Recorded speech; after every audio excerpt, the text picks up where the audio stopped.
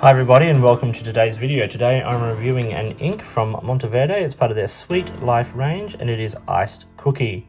This is the box it comes in, and you can see on the box it gives you a couple of indications as to what the other inks in the line are. So I'm starting with a review of this one, which is Iced Cookie, which is my favorite from the line, and it was actually one of the top 5 inks in my 2019 ink review video. These are nice little 30ml bottles. You can buy them individually or you can buy them as a set. They're really affordable. The set of 10 is cheaper than buying the bottles individually, of course, but the bottles themselves on their own are like under $10 at most retailers, so it's pretty good value. And particularly for inks of this quality, which have the ITF technology, which is for lubrication, and so it doesn't dry out in the pen and all those sorts of things. But it's all well and good to look at the bottle, which has, a good enough size opening and all of that sort of thing. But we need to look at this ink on paper because that is where it performs. So here is some Rhodia. As you can see, this is a beautiful sort of dark, sort of dusty, tealy sort of blue. It's nice. I've got it in 2 pens. First, I have it in the TWSBI Eco with a broad nib, and then the TWSBI Go with an extra fine nib, which are basically the same nib, just on different pen models. So you can see that the ink does lay down the pens do lay down nice lines of ink, and you get some lovely shading. This isn't a sheening ink. You maybe get a pop of like a red there occasionally, but not really much at all. So this is a lovely dusty teal, some nice shading, and good medium flow. It has good performance on all paper, like good to fair, with some halo sheen on Tomoe River. It's part of a set, but this one for me really jumped out. So let's look at it on some other paper. First thing, let's look at the chromatography here. So I drew the line there and it was brought up, and you can see there the blues and the greens that sort of create that nice teal, sort of like this sort of dusty sort of color through here. It's quite nice. It's a really beautiful, beautiful ink. Let's start at the top with the Tomoe River. So here is a little section from my Elia notebook, which is the 52-gram Tomoe River paper. And you can see there's a little bit of halo sheen occasionally. Both pens look good. It is quite a wet ink, but shades beautifully.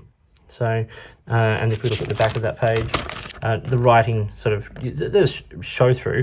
That's the pen gripped into the page there, and a little bit sort of came through where we did the swab, but it's a pretty well performing ink, really, I think.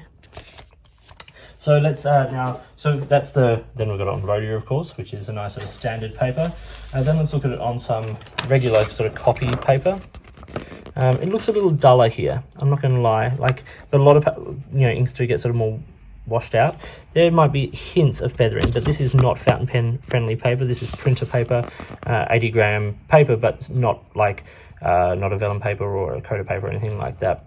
But everything still looks nice. Dry time is a lot quicker, of course. And on the back, it does come through a bit, but those are actually particularly that broad is actually quite a wet broad, particularly for a TWSBI. So you would expect some bleed and feather. Then the lowest paper is what I've just called my student notepad, which is from Spyrex, and you do see feathering there. But in saying that, that's with a big, as I said, wet broad nib. On the extra fine, it actually looks pretty good. Good dry time, very little shading. It sort of absorbs quite quickly into the paper. And on the back, yes, there is bleed there because, of course, this is not fountain pen friendly paper. Never designed to be. So let's now look at some of these scores here. Actually, first thing we'll do is do the water test, because that gives us a second to actually sort that out. So I'm just going to pop some water here. We'll come back in a second and we'll give that a bit of a shake there just to move things around. Now let's look at these scores, or the criteria here. So sheen, this is low. There is a little bit on Tomoe River, but not really much at all. It's not a shimmer ink. Shading is good.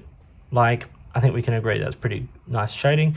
Color and saturation is good, particularly in wetter pens. It looks very nice and rich. Bleed and feather is mostly good. So I think there's a tiny little bit on lower end paper, but there's not a lot that won't sort of bleed through on sort of those low end sort of copy papers. Dry time is fair. It was 30 to 35 on Rhodia, which is pushing it, but it's not the worst going around. Flow and wetness is good, and the value, as I said, is excellent. So now let's just soak up this water here and see what is left behind. So I'm going to say that the water resistance here is fairly low.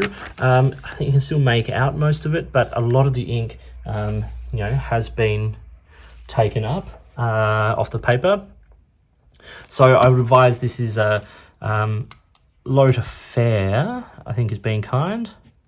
You might still be able to capture what you've written, but I certainly think you'd want to avoid getting this ink wet if you're looking for water resistance.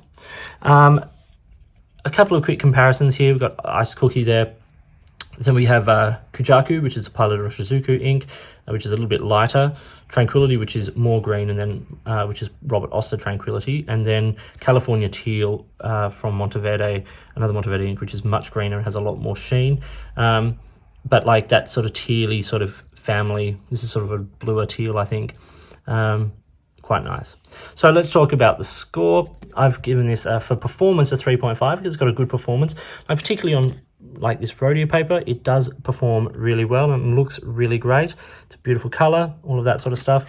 My score is 4.5. Now that is because I just adore this color, and in the pens I use, it performs really well. So like I do use sort of fountain pen friendly paper, and I do use sort of medium nibs that aren't super wet for my everyday writing, and so this ink really does perform nicely in my use of it. So that's why I've given it a personal score of 4.5, but according to those criteria, we've got a 3.5. So that was Monteverde Sweet Life Iced Cookie, a really beautiful ink, an interesting ink, and an ink that I think is actually going to stand the test of time, and I think probably more than a couple of these other inks. Like there's a lot of interesting things like Mango Mousse, Key Lime, and sort of I think Pumpkin Cake gets quite a lot of love as well, which is totally sort of understandable. Pumpkin Cake is a beautiful brownie red. But I think this one is a real knockout, and I think they just did a great job. And Monteverde always do a great job with their inks. There are very few that I think don't stand up. So I hope you found this video interesting and useful. If you did, give it a thumbs up and subscribe to the channel. Hit the notifications button if you want to stay up to date with the videos that I produce. Please feel free to get in touch using any of the platforms listed below. You can find me on Instagram or Twitter at @the_offstage_me, or you can contact me on my videos here or drop me an email, which is listed down below. If there are products you think I should be looking at or a way you'd like to support the channel, get in touch and let's see what we can do. In the meantime, enjoy your pens, enjoy your ink, and I'll talk to you later.